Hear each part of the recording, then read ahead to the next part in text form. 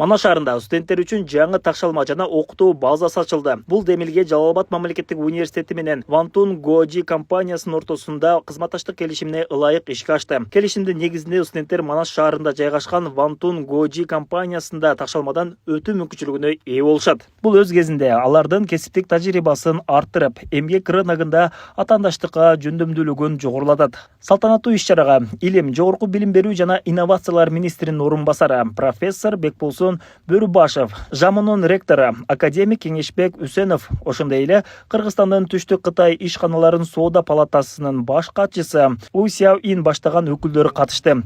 Демилге билим берүү тармагын өндүрүш менен тыгыз байланыштырууга, студенттердин практикалык өнүмдөрүн өткөрүүгө жана илимий изилдөөлөрдү колдоого багытталган. Аталган база эл аралык стандарттарга ылайык студенттерди даярдоодо жаңы мүмкүнчүлүктөрдү ачат. Катышуучулар бул келишим билим берүү менен өндүрүштү интеграциялоодо маанилүү кадам экенин белгилеп, Кыргыз-Кытай кызматташтыгы жаңы деңгээлге көтөрүлөрүн баса белгилешти.